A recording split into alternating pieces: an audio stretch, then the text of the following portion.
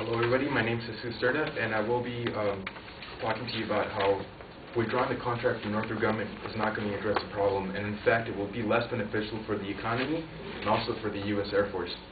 The scope of this project is to benefit two parties, first being the United States Air Force and second being the taxpayers. Just to give you a brief overview, the 767 is a smaller aircraft than the proposed A330, which is by Northrop Grumman, and my opposition is claiming that Boeing has said that their airframe is better. Well, initially they received the contract, they bidded on it, and now what they're trying to do is they saw the result and they're choosing a bigger airframe. So on behalf of Boeing, it would be much like taking a final exam and looking at your results and then saying, oh well, I could have studied better, let me retry the exam again. Having said that, first of all, the U.S. Air Force will not benefit at all by switching to Boeing, and primarily because, according to the U.S. Air Force, they composed a rubric, a scale rubric, if you will, in which they graded both aircrafts and both proposals. Just to let you know, Northrop Grumman won 4 out of the 5 categories in the program, and these figures of merit included the following. First of all, it was mission capability. Northrop Grumman was deemed to offer superior fueling and aircraft capacity at 100 nautical miles. This is because, again, the A330 is slightly larger than what Boeing proposed, the 767. The other figure of merit is integrated assessment, and that the review found that Northrop Grumman proposal could accomplish specific missions with nearly 24 fewer planes than the Boeing proposal, which is essentially a huge advantage. Also, cost and price. The resulting low confidence in Boeing cost projections undercut its claims of lowering life cycle costs. Northrop was rated higher also in this category. And most importantly, in past performance. The Northrop Grumman team has received higher ratings in past performance due to satisfactory execution of half a dozen programs deemed relevant to the tanker competition. Just to give you an idea how badly Boeing's been doing, they have on their commercial side, they have a 787, and they scheduled to deliver their aircraft on May 2008, and as of now, they're still doing research and development. And now if you switch over to the military side, they have actually, the reason they chose with the 767 is because they have been providing the 767 platform to other countries, mainly Japan and Italy. And just to give you an idea, for Japan, they've been three years behind their delivery date, and for Italy, they've been 2 years behind. So this is why the U.S. government decided that Boeing is possibly not the best candidate, because they have not been able to prove that they can successfully deliver the airplane in 2 of these occasions. Also, Northrop Grumman's KC-45 tanker will be delivered to the U.S. much faster and effectively than Boeing. The Northrop Grumman team has already built, flown, and tested a prototype aircraft and conducted a successful transfer through its boom. Just to keep in mind, it's not Northrop Grumman that's developing the aircraft, but it's Airbus, which is Boeing's equivalent.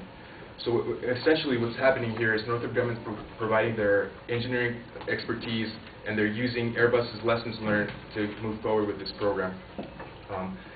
Essentially what these 2 prototypes allow Northrop to do is they allow them to troubleshoot through research and development, so that when the contract's awarded, they can go ahead and move production and eliminate most of the flaws that are detected during the research and development phase. As a result, they will be able to move faster with their schedule.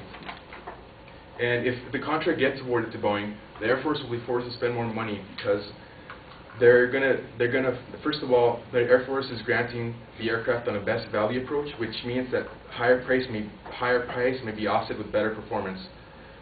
Although both proposals satisfy all the performance requirements, the reviews concluded that if they founded Northrop Grumman's proposal, they could have 49 superior tankers operating by 2013.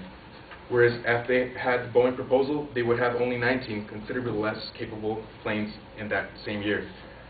Boeing also told the Air Force that it will construct a new version of their proposed KC-767 to meet the Air Force requirements. Again, this is like the example I gave you.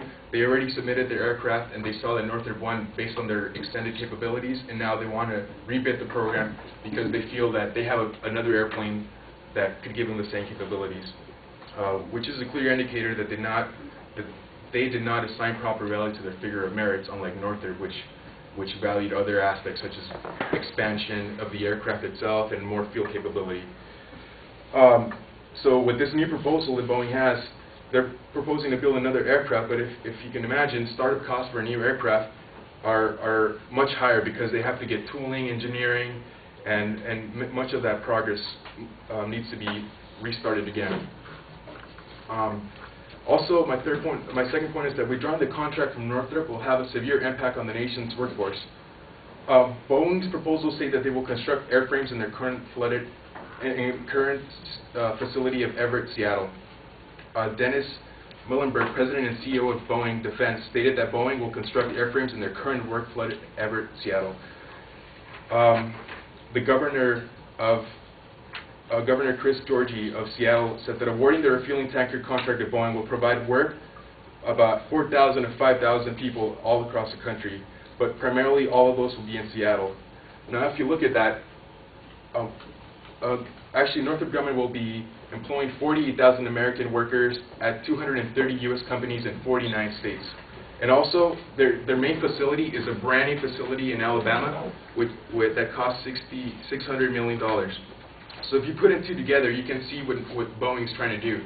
They're saying they're going to open new jobs, but in reality, they might get those jobs to their current Boeing employees because they're going to keep the majority in Seattle and their already existing facility, while as Northrop is going to spread all those jobs across the United States and will also invest in a new facility. Also, withdrawing the contract from Northrop Grumman will blemish the future U.S. government acquisitions. Basically, the U.S. Air Force, upon the rubric, declared Northrop Grumman the winner by evaluating the RFP. And as you can imagine, for all these government acquisitions, you need a number of two bidders in order to make it competitive. The KC program, just to give you a brief history point, the KC tanker program is already tainted with unethical behavior because actually Boeing and Air Force initially committed fraud in the first part of the program. Back in the year 2001, Congress overturned Boeing's initial win because revelations of corruption in the Air Force and Boeing acquisition staff failed to follow proper procedures. Both seniors of Boeing and Air Force employees went to jail for this. This was stated in the Air Force. This was stated by a general in the Air Force. Also, withdrawing the contract from Northrop Grumman's legitimate win will cast doubt on future government acquisitions. If the contract is withdrawn, then no other defense companies are going to be willing to bid because they know that their RFPs are not taken seriously. They are not seriously evaluated as well. Thank you.